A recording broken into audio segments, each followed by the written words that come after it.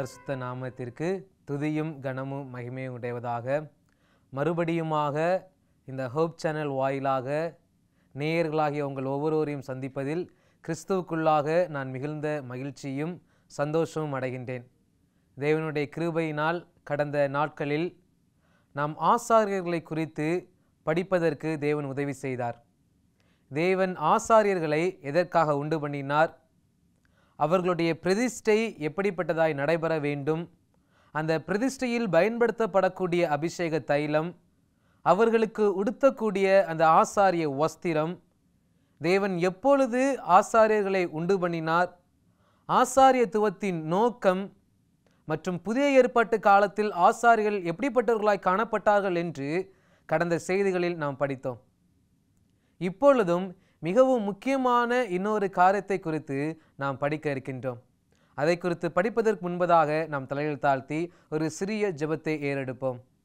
வானாதி வானத்தில் வீற்றிருந்து பூமியின் மனுமக்களாக எங்களை கண்ணோக்கி பார்க்கின்ற அன்பின் தேவனே, அப்பா, இந்த வேளையிலும் ஒரு மிக முக்கியமான ஒரு சத்தியத்தை குறித்து நாங்கள் படிக்க இருக்கின்றோம். இந்த சத்தியத்தை கேட்கக்கூடிய ஒவ்வொரு பிள்ளைகளையும் கர்த்தர் நீர் ஆசீர்வதிக்கும்படியாய் நாங்கள் ஜெபிக்கின்றோம். இந்த எச்சரிப்பின் செய்தியை நாங்கள் கேட்டு நாங்களும் அதற்கேற்ற வகையில் ஆயத்தமாக இருப்பதற்கு கர்த்தர் உதவி செய்யும்படியாய் எங்களுக்காய் பாடுபட்டு மரித்த கர்த்தராகிய இயேசு கிறிஸ்து நல்ல நாமத்தினால் ஜெபிக்கிறோம். ஜீவனும் இரக்கம் நிறைந்த நல்ல பிதாவே, ஆமேன். நான் ஜெபம் செய்யும் பொழுது எச்சரிப்பின் செய்தி என்கின்ற ஒரு வார்த்தையை பயன்படுத்தினேன். இந்த ஆசாரியர்களை குறித்து படிக்கிற காரியத்தில் என்ன எச்சரிப்பு செய்தி என்று நாம் பார்த்தமையாகில் ஒரு மிக முக்கியமான ஒரு காரியம் உள்ளது. இன்றைய காலத்தில் உலக மக்கள் அநேகரும் தங்களுடைய வாழ்க்கையில் சந்திக்கக்கூடிய ஒரு மிகப்பெரிய பிரச்சனை என்னவென்றால், எது உண்மை எது போலி என்பதை கண்டறிவதில் ஒரு மிகப்பெரிய பிரச்சனை உள்ளது.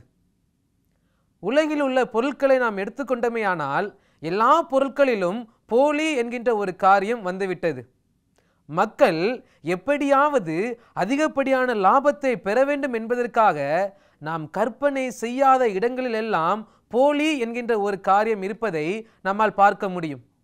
சாப்பிடுகின்ற உணவில் போலி வந்துவிட்டது, விதைக்கிற விதையில் போலி வந்துவிட்டது, செய்கின்ற வேலையில் போலியான இடங்கள் வந்திருக்கின்றன.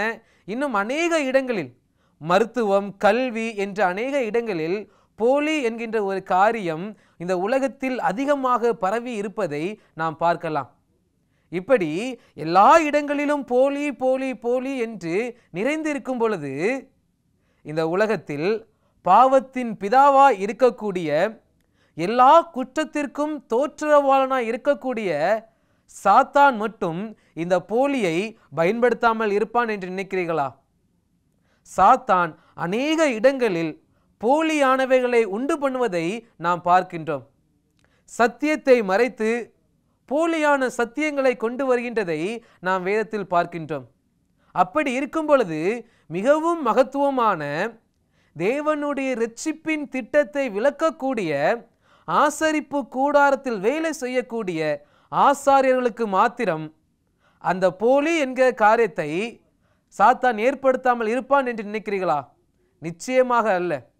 சாத்தான் மிகவும் மகத்துவமான, இவ்வளவு அருமையான சத்தியங்களை உள்ளடக்கிய, அருமையான கருத்துக்களை உள்ளடக்கிய, நம்மளுடைய வாழ்க்கைக்கு தேவையான ஒவ்வொரு பாடங்களையும் கற்றுக்கொள்ளக்கூடிய ஆசாரியர்களிலும் போலியான ஆசாரியர்களை உண்டு பண்ணி வைத்திருப்பதை நம்மால் வேதத்தில் பார்க்க முடியும். சாத்தான் இந்த போலியான ஆசாரியர்களை பயன்படுத்தி வேதத்தில் அநேக காரியங்களை செய்து உள்ளதை நாம் பார்க்கின்றோம். நம்முடைய வாழ்க்கையிலும் இந்த போலியான ஆசாரியர்கள் எப்படி செயல்படுகிறார்கள் என்று சற்று நாம் பார்க்க இருக்கின்றோம். சாத்தான் இந்த பூமியில் அநேக போலியான ஆசாரியர்களை, அதாவது அநேக போலியான ஊழியக்காரர்களை நிறுவியுள்ளான்.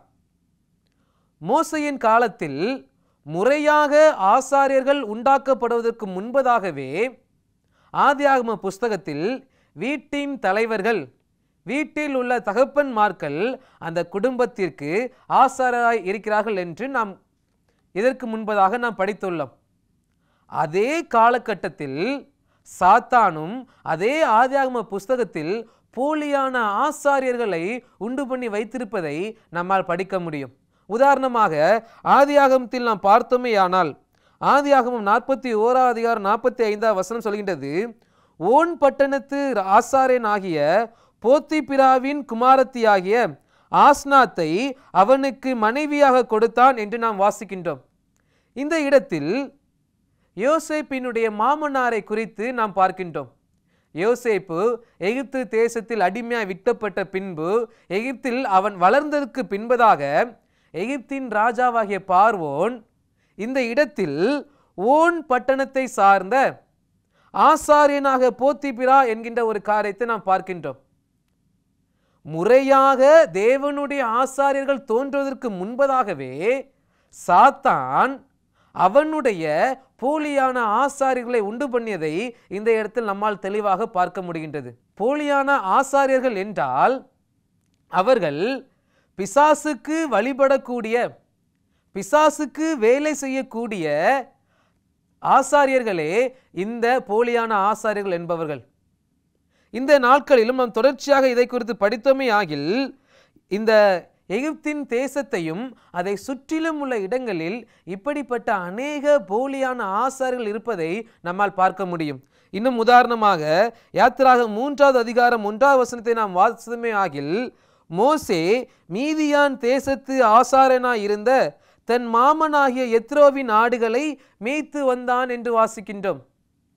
இங்கு மோசேனுடைய மாமனாரும் மீதியான் தேசத்தில் உள்ள அங்கு உள்ள ஒரு பிசாசின் கோயிலில் வேலை செய்யக்கூடிய, அந்த பிசாசின் கோயிலில் அங்கு உள்ள சிலைகளுக்கு பூஜை பண்ணக்கூடிய ஒரு ஆசாரியனாய் இருந்தான் என்று நாம் பார்க்கின்றோம். தேவன் ஆசரிப்பு கூடாரத்தை உண்டு பண்ணி அங்கு ஊழியம் செய்யக்கூடிய ஆசாரியர்களை உண்டு பண்ணி வைப்பதற்கு முன்பதாகவே சாத்தான் போலியான ஆசாரியர்களை உண்டு பண்ணி வைத்திருப்பதை நம்மால் பார்க்க முடிகின்றது. இன்றும் இதே போல காரியங்களை நம்மால் பார்க்க முடியும். வேதாகமும் இன்னும் அநேகப்படியான போலியான ஆசாரியர்களை குறித்து வேதம் பேசுவதை நம்மால் பார்க்க முடிகின்றது. தேவன் இந்த பூமியில் மக்களை காப்பாற்றக்கூடிய ஊழியம் செய்யக்கூடிய ஊழியக்காரர்களை ஒரு பக்கம் அவர் தேர்ந்தெடுத்து வைத்திருந்தார் என்றால், சாத்தானும் மக்களை சாவுக்கு நேராக, மரணத்துக்கு நேராக வழிநடத்தக்கூடிய தன்னுடைய ஊழியக்காரர்களை அவன் தேர்ந்தெடுத்து வைத்துள்ளான். போலியான ஆசாரியன் என்றால் குழப்பிக்க வேண்டாம். போலியான ஆசாரியன் என்பவர்கள் போலியான ஊழியக்காரர்கள். தேவனுடைய நாமத்தை தரித்து வரக்கூடிய சாத்தானுடைய ஊழியக்காரர்களை வேதாகமம் போலியான ஊழியக்காரன் என்று அழைக்கின்றது. இன்னும் தொடர்ச்சியாக நாம் பார்த்தோமே ஆகில் கர்த்தர் மோசேயை இஸ்ரவேல் ஜனங்களை ரட்சிக்கும்படியாக தன்னுடைய ஊழியக்காரனாக தேர்ந்தெடுத்தார். அதாவது மோசே தேவனுடைய ஒரு ஆசாரியனாக செயல்பட்டார்.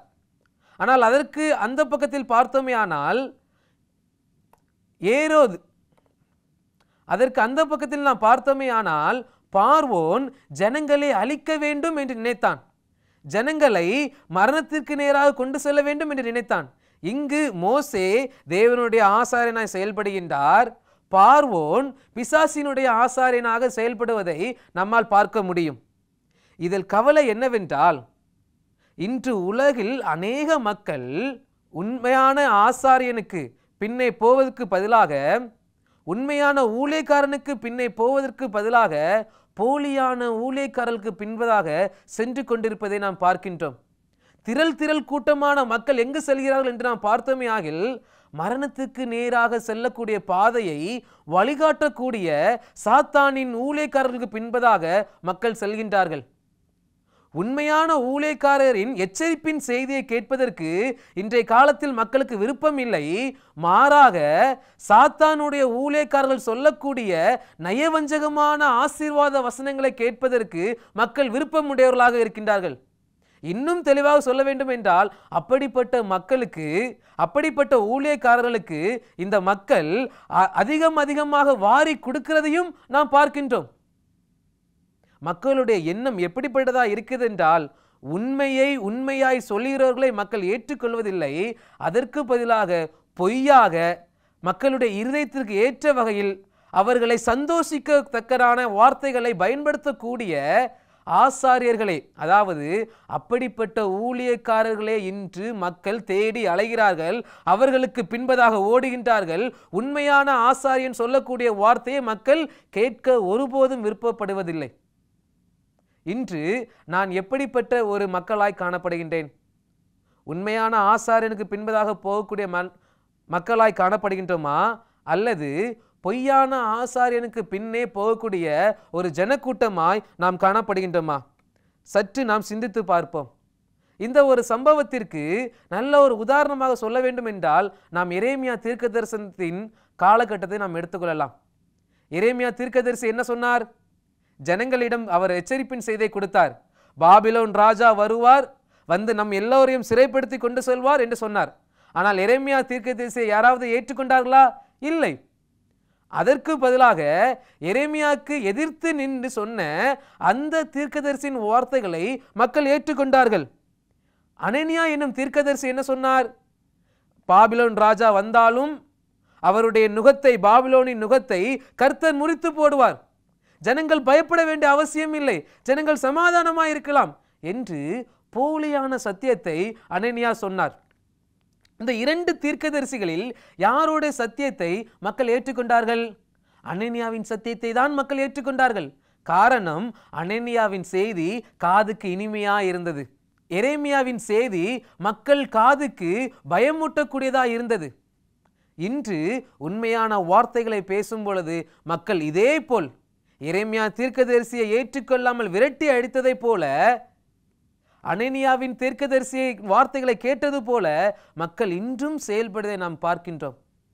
இது எல்லாம் எதற்காக என்றால், சாத்தான் போலியான ஊழியக்காரர்களை, போலியான ஆசார்களை ஏற்படுத்தி மக்களை மரணத்தின் பாதைக்குள்ளாக கொண்டு செல்ல வேண்டும் என்பதற்காகவும், மக்களுடைய இருதயத்தை உடைக்க வேண்டும் என்பதற்காகவும் சாத்தான் இப்படிப்பட்ட காரியங்களை செய்வதை நாம் பார்க்கின்றோம். இன்னும் வேதத்தில் இதனைத் தொடர்ந்து அநேகர் தேவனுடைய நாமத்தை சொல்லி, நாங்கள் இயேசு கிறிஸ்துவனுடைய நாமத்தினால் வருகிறோம் என்று சொல்லி, யெகோவா தேவனுடைய நாமத்தினால் நாங்கள் வருகிறோம் என்று சொல்லி போலியான செய்திகளை கொடுத்ததை நாம் பார்க்க முடியும். ஒரு சில உதாரணங்களை, போலியான ஆசாரியர்களுக்கு, போலியான ஊழியக்காரர்களுக்கு ஒரு சில ஆதாரங்களை நாம் வேதத்திலிருந்து பார்க்கலாம். எரேமியா 29 அதிகாரம் 21 வசனத்தை நாம் வாசித்தமையாகில் அங்கு ஆகாப் மற்றும் சிதேக்கியா என்னும் போலியான ஊழியக்காரர்களை நாம் பார்க்க முடிகின்றது. எரேமியா 28 அதிகாரத்தில் நாம் வாசிக்கும் பொழுது அனனியா என்னும் போலியான ஊழியக்காரனை பார்க்க முடிகின்றது. அப்போஸ்தலர் 8 அதிகாரத்தில் நாம் வாசித்தமையானால் சீமோன் என்னும் போலியான ஒரு ஊழியக்காரனை நாம் பார்க்கின்றோம். அப்போஸ்தலர் 13 அதிகாரம் 6 வசனத்தை பார்க்கும் பொழுது அங்கு பரியேசு என்கின்ற போலியான ஒரு ஊழியக்காரனை பார்க்கின்றோம். நெகேமியா 6 அதிகாரம் 14 வசனத்தில் நொவதியால் என்கின்ற ஒரு போலியான ஊழியக்காரியையும் நாம் என்ன செய்கின்றோம்? பார்க்கின்றோம். இப்படி வேதத்தில் அநேகர் தேவனுடைய நாமத்தை சொல்லிக்கொண்டு, யெகோவா தேவனுடைய நாமத்தில் அவர் சொல்லாத வார்த்தைகளை சொல்வதை நாம் பார்க்கின்றோம். இவர்கள் எல்லாருமே போலியான சமாதானத்தை ஜனங்களுக்கு கொடுக்கக்கூடிய நபர்களாய், போலியான தேவனுடைய வார்த்தையை ஜனங்களுக்கு கொடுக்கக்கூடிய நபர்களாய் காணப்பட்டார்கள். மக்கள் எதை ஏற்றுக்கொண்டார்கள்? ஏற்றுக்கொண்ட மக்களுடைய முடிவு என்னதாய் மாறியது? நம் அனைவருக்கும் தெரியும். மக்கள் ஏற்றுக்கொண்டவர்கள், போலியான வார்த்தைகளை ஏற்றுக்கொண்டவர்கள் மரணத்திற்குள்ளாகவும் கஷ்டங்களுக்குள்ளாகவும் சிறையிருப்புக்கு உள்ளாகவும் கடந்து சென்றதை நாம் பார்க்கின்றோம். அந்த வார்த்தைகளை முதலாவது கேட்கும்போது மனதிற்கு இனிமையாய் தோன்றும். அதே போலதான் இன்று இந்த உலகில் சத்தியத்தை சொல்லாமல் மனதிற்கு ஏற்ற வகையில் சத்தியத்தை சொல்லக்கூடிய ஊழியக்காரர்களின் வார்த்தைகளை கேட்கும்போது அவைகள் முதலாவது நம் இருதயத்திற்கு அமைதலாய் காணப்படும், கேட்க மிகவும் சந்தோஷமாக காணப்படும். ஆனால் முடிவில் நியாய தீர்ப்பில் நாம் மரணத்தை சந்திக்கிறவர்களாய் காணப்படுவோம் என்பதை நாம் மறந்துவிடக்கூடாது. இப்படிப்பட்ட போலியான ஆசாரியர்களை குறித்து, அதாவது போலியான ஊழியக்காரர்களை குறித்து இயேசு கிறிஸ்துவும் தன்னுடைய பிரசங்கத்தில் சொல்லியிருக்கிறார் என்பதை நாம் நினைவில் கூற வேண்டும். மத்தேயு 7 அதிகாரம் 15 வசனத்தை நாம் வாசிக்கும் பொழுது, கள்ள தீர்க்கதரிசிகளுக்கு எச்சரிக்கையாய் இருங்கள், அவர்கள் ஆட்டுத்தோலை பொறுத்து கொண்டு உங்களிடத்தில் வருவார்கள், உள்ளத்திலோ அவர்களை பட்சிக்கிற ஓநாய்கள் என்று நாம் வாசிக்கின்றோம். இன்று இந்த உலகில் நம் அநேகர் மத்தியில் வசிக்கக்கூடிய ஊழியக்காரர்கள் எப்படிப்பட்டவர்களாய் காணப்படுகிறார்கள் என்றால், இயேசு கிறிஸ்து சொன்னது போல அவர்கள் போலியான வேஷம் தரித்து, அதாவது ஆட்டுத்தோலை போர்த்து கொண்டு பட்சிக்கிற ஓநாய்களைப் போல் வருகின்றதை நாம் பார்க்க முடியும். அவர்களும் இயேசு கிறிஸ்துவின் நாமத்தினால் வருகின்றார்கள், உண்மையான ஊழியக்காரர்களும் இயேசு கிறிஸ்துவின் நாமத்தினால் வருகின்றார்கள். இப்படி இருக்கும் பொழுது யார் உண்மையான ஊழியக்காரன், யார் பொய்யான ஊழியக்காரன் என்று நாம் கண்டுபிடிப்பது? அதை கண்டுபிடிப்பதற்கு வேதம் ஒரு சில பரீட்சைகளை வைத்திருக்கின்றது. அதை குறித்து நாம் தொடர்ச்சியாக பார்ப்போம். எப்படி இந்த போலியான ஆசாரியர்களையும் உண்மையான ஆசாரியர்களையும் நாம் கண்டுகொள்ள முடியும் என்றால் 4 காரியங்கள் உள்ளன. முதலாவது, ஏசாயா 8வது அதிகாரம் வசனம் 20 இவ்வாறாக சொல்கின்றது, வேதத்தையும் சாட்சி ஆகமத்தையும் கவனிக்க வேண்டும், இந்த வார்த்தையின்படியே சொல்லாவிட்டால் அவர்களுக்கு விடிய காலத்து வெளிச்சம் இல்லை என்று வசனம் சொல்கின்றது. ஒரு ஊழியக்காரன் நம்மிடம் வந்து சத்தியத்தை பிரசங்கம் பண்ணுகிறார்கள் என்றார், அவர்கள் வேதத்திலிருந்து சாட்சியாகமத்தில் இருந்து தங்களுடைய வார்த்தைகளை சொல்ல வேண்டுமே தவிர அவர்கள் தானாய் சொந்த இஷ்டமாய் சொந்த கருத்துக்களை பேசுகிறவர்களாய் காணப்படக்கூடாது. ஒருவேளை ஒரு ஊழியக்காரன் வேதத்திற்கு புறம்பான வார்த்தைகளை அவன் சொல்கிறான் என்றால் அவன்தான் போலியான ஆசாரியன். சாத்தானால் ஏற்படுத்தப்பட்ட போலியான ஆசாரியன் அவனே. இரண்டாவதாக, எரேமியா 28வது அதிகாரம் 9வது வசனத்தை நாம் வாசித்தோமே ஆனால், சமாதானம் வருமென்று தீர்க்கதரிசனம் சொல்லியிருக்க அந்த தீர்க்கதரிசினி சொன்ன வார்த்தையின்படியே வந்தால் அப்பொழுது அவன் கர்த்தர் மெய்யாய் அனுப்பின தீர்க்கதரிசியாக விளங்குவான் என்று எரேமியா தீர்க்கதரிசி சொன்னான் என்று நாம் வாசிக்கின்றோம். ஒரு தீர்க்கதரிசி ஒரு காரியத்தை சொல்லியிருந்தார் என்றால் அதன்படியே அது நடக்க வேண்டும். அப்படி நடக்காமல் மாறி நடக்குமானால் அவன் போலியான ஆசாரியன். இன்று அநேகரை குறித்து நாம் பார்க்கின்றோம். 2025 அது நடக்கும், 2026 இப்படி நடக்கும், நீங்கள் அதை குறித்து கவலைப்பட வேண்டாம் என்று சொல்கிறார்கள். ஆனால் வருடம் வரும்போது சந்தோஷத்துக்கு பதிலாக பிரச்சனைகளாக என்ன செய்து வருகின்றது. அவர்கள் சொன்னதுக்கு மாறாக நடைபெறுகின்றது. அப்படி என்றால் அப்படிப்பட்ட நபர்கள் போலியான ஆசாரியர்கள் என்று வேதம் நமக்கு சுட்டி காட்டுகின்றது. மூன்றாவதாக, மத்தேயு 7வது அதிகாரம் 20வது வசனத்தை நாம் வாசித்தோமே ஆனால் வசனம் சொல்கின்றது, அவர்களுடைய கனிகளினாலே அவர்களை அறிவீர்கள் என்று வசனம் சொல்கின்றது. அதாவது நான் என்ன பேசுகின்றனோ அதன்படி நடக்கிறவனாய் அந்த ஊழியக்காரன் காணப்பட வேண்டும். ஒருவேளை ஊழியக்காரன் பொய் சொல்வது தவறு என்று சொல்லிவிட்டு அவன் வெளியே சென்று பொய் சொல்கிறவனாய் காணப்பட்டானே ஆகில், களவு செய்வது தவறு என்று சொல்லிவிட்டு வெளியே சென்று களவு செய்கிறவனாய் காணப்பட்டானாகில் அவன் போலியான ஆசாரியன் என்று வேதம் சொல்கின்றது. கடைசியாக நாம் வாசித்தோமே ஆனால் 1 யோவான் 4வது அதிகாரம் 2வது வசனம் சொல்கின்றது, தேவ ஆவியை நீங்கள் எதினாலே அறியலாம் என்றால் மாம்சத்தில் வந்த இயேசு கிறிஸ்துவை அறிக்கை பண்ணுகிற எந்த ஆவியும் தேவனால் உண்டாயிருக்கிறது என்று வசனம் சொல்கின்றது. நான்காவதாக, இயேசுவின் நாமத்தினால் வருகிறவர் மாத்திரமே அவன் உண்மையான ஊழியக்காரனாய் காணப்படுவான். இன்று அநேக கிறிஸ்தவர்கள் சொல்கின்றார்கள், பரிசுத்த ஆவியானவர் இல்லை, இயேசு கிறிஸ்து சாதாரண தூதன் மாத்திரம்தான், பிதா ஒருவரை மாத்திரம்தான் நான் ஏற்றுக்கொள்ள வேண்டும் என்று சிலர் சொல்வதை நாம் பார்க்கின்றோம்.